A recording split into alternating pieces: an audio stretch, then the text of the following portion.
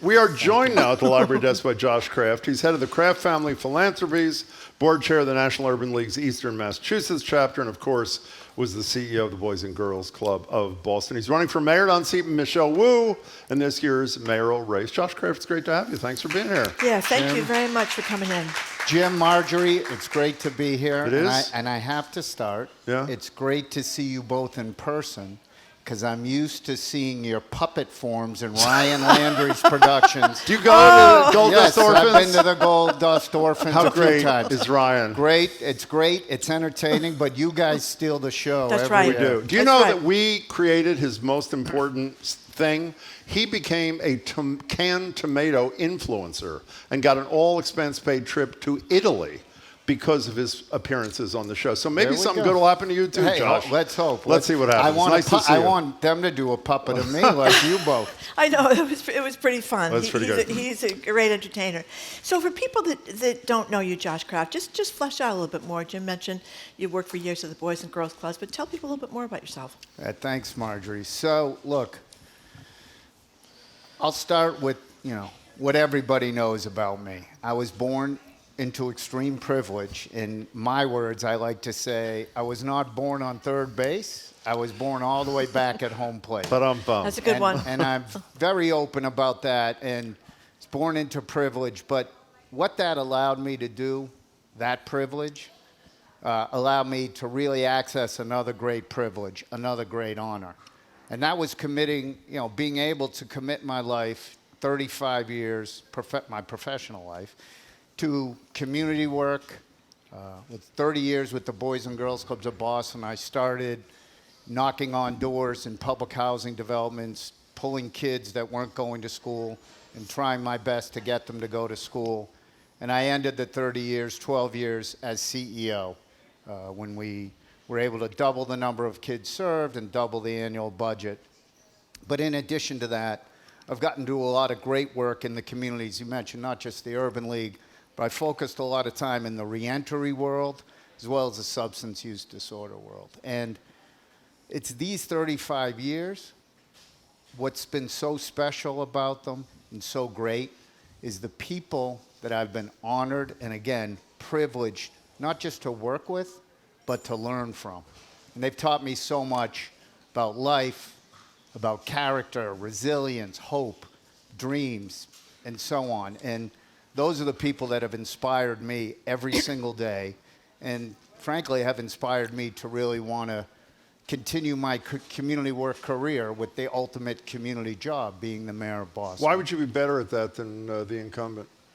Why would I? Well, one of the things I've heard, I've been through all the neighborhoods speaking to a bunch of folks, and a lot of folks on the ground feel like the city is headed in the wrong direction.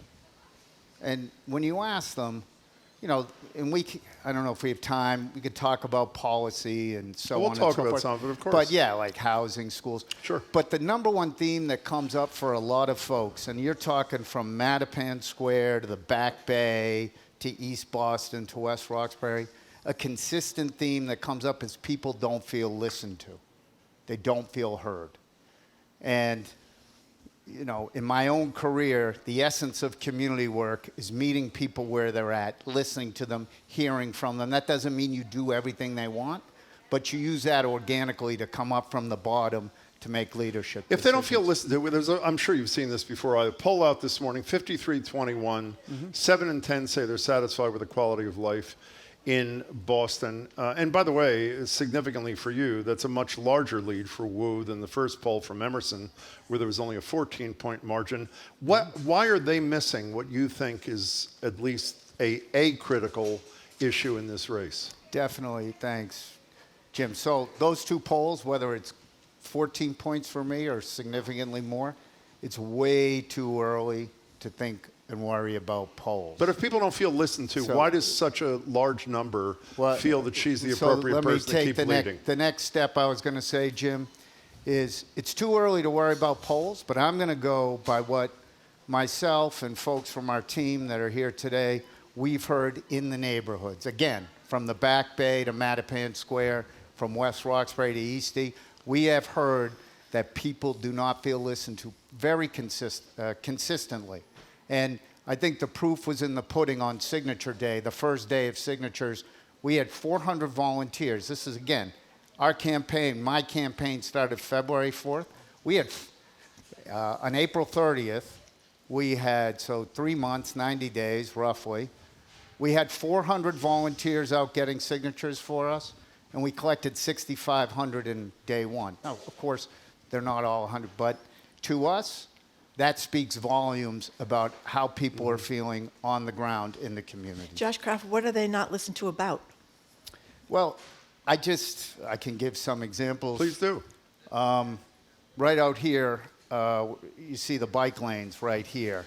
And actually, I talked about the bike lanes in the announcement speech, and shortly, us taking a pause and doing research to figure out the most efficient way to lay bike lanes for people and for small businesses.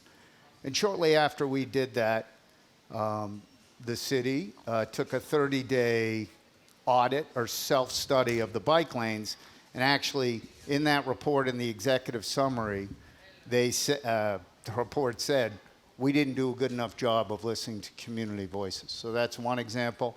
I guess another example could be White Stadium, where there's been unequivocal and consistent opposition to the changes of White Stadium, and the long-term change could be gentrification for a community that has loved Franklin Park for years. By the way, the Franklin Park Coalition poll, which I'm sure you saw, said that only 1 out of 5 people polled actually opposed White Stadium. So there was a core of people who were unhappy. They apparently were a pretty small minority, no? Yeah, I've seen that, and I've seen, again, other polls where the numbers are different. So, speaking of bike lanes, Well, by the hold on, way, but the thing and by the about way, we should be clear just on White Stadium, the place is, was kind of a Decrepit. dump and falling apart. Decrepit. So, I mean, we needed, okay, thank you, Marjorie. We definitely need a new White Stadium. You'd be a fool to say we didn't. Colley Stadium in Lowell rebuilt for $8 million. For strictly used for Lowell kids, Lowell high school kids, whoever else plays there, Lowell Little League, I don't know. There's also a plan from the Emerald Necklace Conservancy for $30 million, same thing, for White Stadium, which it would be a reshaping of the stadium, but keeping the park, the trees that were cut down and so on, and giving access to the generations of families that have used the park continuing. And so and we all know that the city, we saw it, we're coming into tough fiscal times.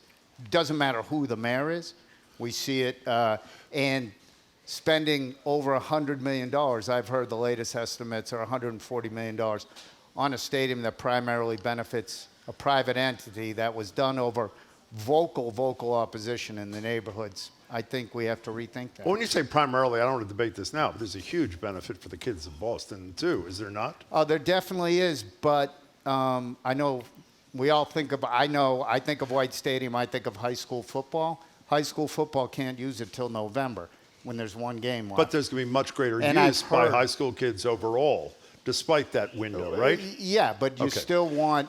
we when you clarify- could do a stadium for $8 million or $30 million, and the $30 million you could have split with philanthropy. Can I clarify one thing for the record for people who are meeting you maybe for the first time or Yeah, one of the first sure. times? You don't oppose bike lanes. You just don't like, correct me if I'm wrong, you don't like how Wu did them. You wanted a pause. That's what you've said. Is that a fair Well, statement? I just think in anything you do, and again, we'll go back out here. Yes, a pause and take the time to study, including working with public safety. I know firefighters, there's issues with ladders being off, not as close to the side of a building. How do you as feel well. about talk show hosts driving in bus lanes? I'm going to leave that to your No, opinion. it's all right. So Yeah, can I get this, since you mentioned stadiums? Yeah, go ahead. I want to. By the way, your father has been on the show a couple of times, Yeah, and he's I know been that. wonderful. And I am of the opinion. He's a not big that, fan, so. Well, I'm glad to hear it. Not that it matters. I think many of the questions about your father and you are totally irrelevant. What's relevant is how your father's behavior would affect you as mayor. That's, I assume, you agree is relevant. So let's pick one example to start with: the soccer stadium that the family is building in Everett. There was a deal cut, from what I understand, with Everett for millions and millions of dollars. There was a requirement to be negotiations with the city of Boston. You have said, when asked about this on more than one occasion, you would recuse yourself had this arisen during your mayoralty. I don't understand how a mayor recuses him or herself from a business development that has huge consequences, financially and otherwise, for his or her city. So can you, for starters, explain what recusal means? I will, and before I do that, I want to clarify something on the stadium.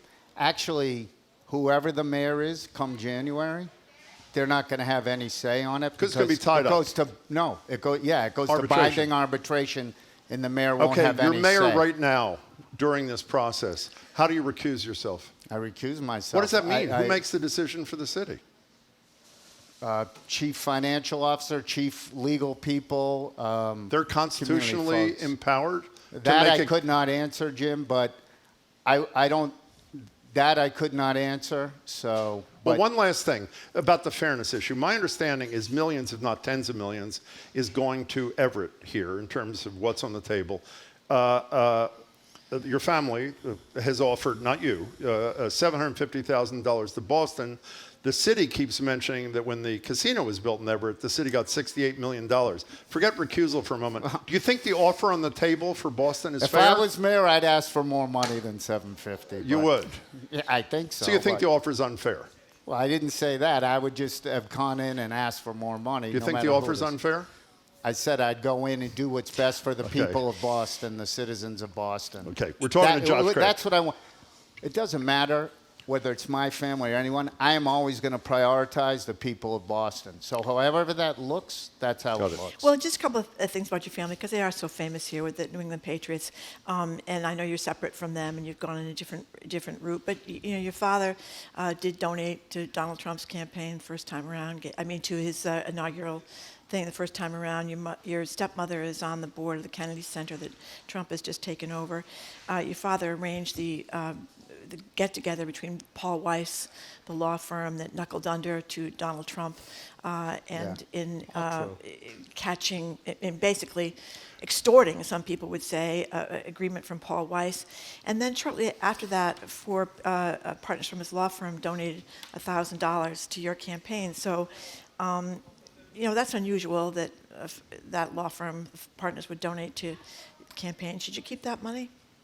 Yeah, and I know that Brad Carr, and I want to get to the whole, do you mind, this might be a little bit longer of an answer, but Brad Carr, he was a huge donor and fundraiser for VP Harris in the recent election, and he gave $1,000. So, look, we all have people in our families, close family members or extended family members. I am sure most people that support Donald Trump and believe in Donald Trump and MAGA, okay?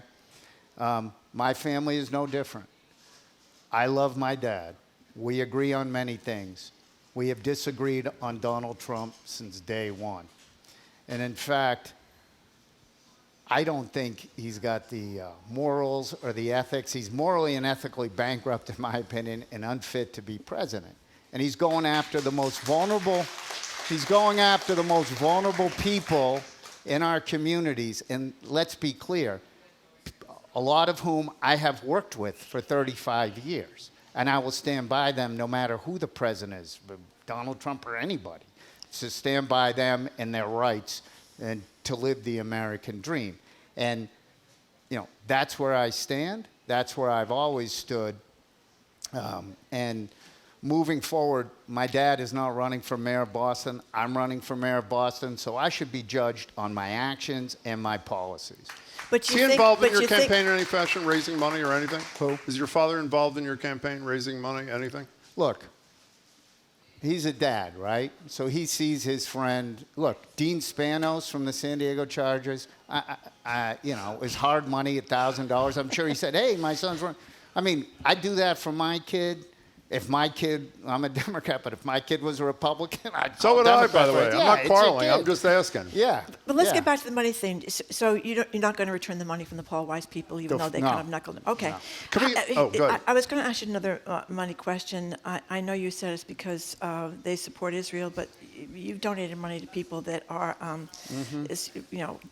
one of them doesn't like gay rights. Yep, Another yep. one is, life begins at conception. These are people that authorized, thought it was okay, that they were not averse to the claims by Donald Right. Trump that the election was stolen, and one of them is opposed to subsidized childcare, who says if you offer subsidized childcare, you're taking the purpose out of a man's life because now you have a basket of goodies for the mom. That's a really strange thing to say. So anyway, these people are not with your positions on LGBT. 99% of my, Yeah. and again, Marjorie, as you said, those were given in a program. Look, as a Jewish American, I have friends and family in Israel. I wanted a strong Israel. It's the sole reason I donated to them. I did it. I told the thing, I can't donate to these people anymore. And I just want to clarify, when I was CEO of Boys and Girls Clubs of Boston, I was honored at PFLAG because we were the first Boys and Girls Club in the country to start a Queer Straight Alliance in our clubs, in 2 of our clubs. Secondly, we became, when I was running the Patriots Foundation, the first NFL team to be the lead sponsor of the National the National Gay Flag Football League national tournament. When it was him, we've been a huge supporter ever since. We filmed that. So, yeah, there was a sole reason I gave money to them. And that One was more it. thing about this.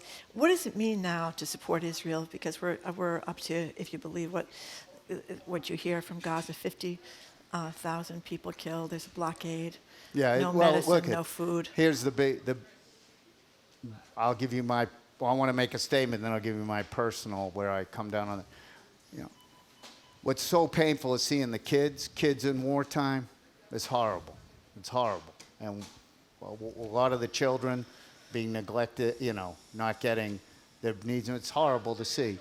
Big picture, I've always been for a 2-state solution. In fact, I guess now it's 2 springs ago. Whenever I've always been a supporter of a 2-state solution. When the Netanyahu, before October 7th, so that May, when there was the Supreme Court issues and there was a lot of civil, I remember talking to someone who's not familiar. I'm like, this is the worst thing because they're just sitting ducks right now. Netanyahu, he's not doing what's best for Israel or anybody. One last thing on this. So You that's mentioned- that's. You mentioned But- one last thing about these Congress people, though. The 3 Congress people in particular who you gave to, all of whom are pro-Israel.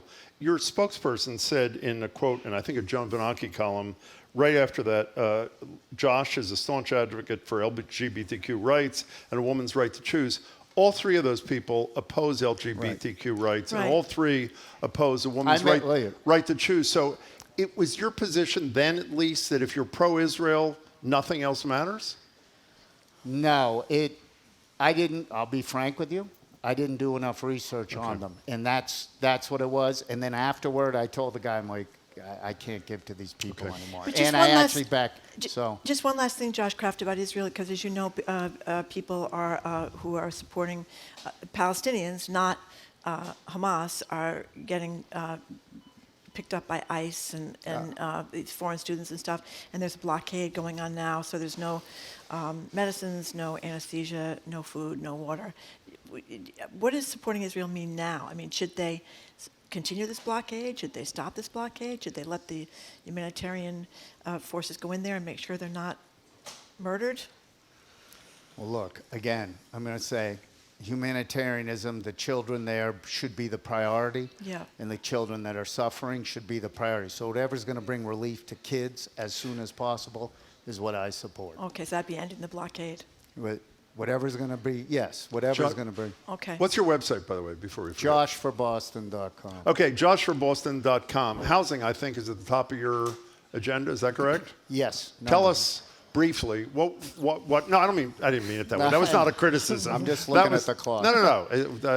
I say that We to got everybody. Tell us what you do on the housing front. So we have a 3-point plan for housing. One, we want to jumpstart 26,000 units that are on the sideline that can't get moving, at permanent, ready to go at City Hall. Second, we have a workable rent control program that benefits renters and landlords and the city. It's a great public-private partnership.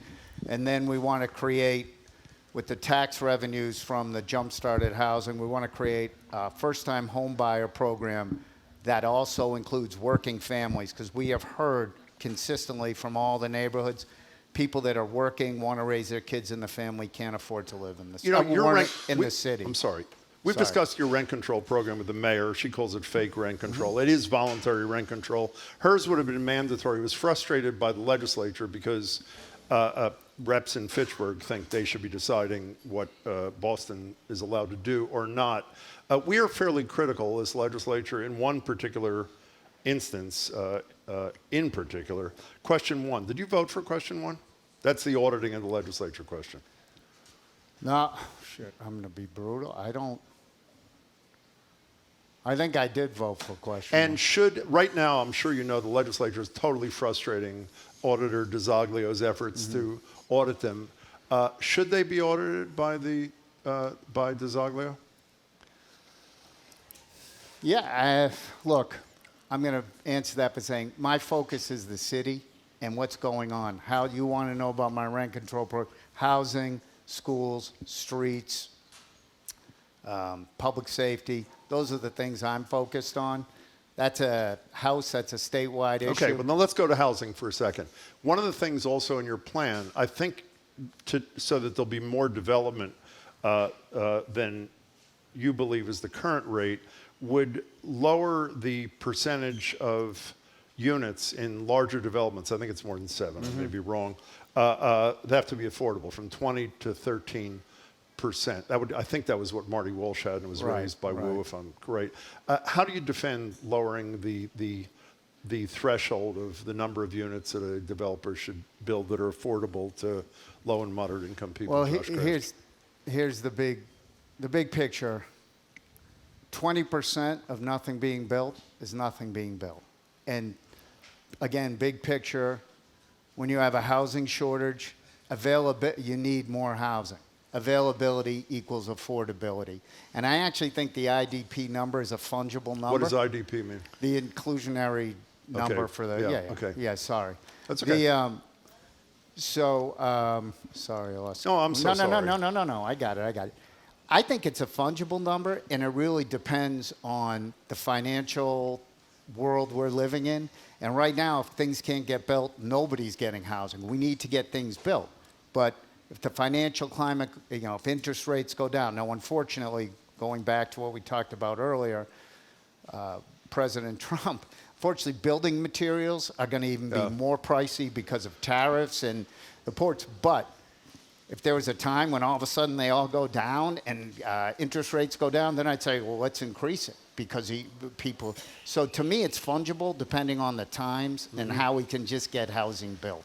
So Josh Kraft, I read in Boston Magazine that you. Look at the look on her face. This is going to be great. Actually go through the security line at Gillette Stadium. I thought if your dad ran the place, he could kind of get you in the side door. Is that true? I'd say 80.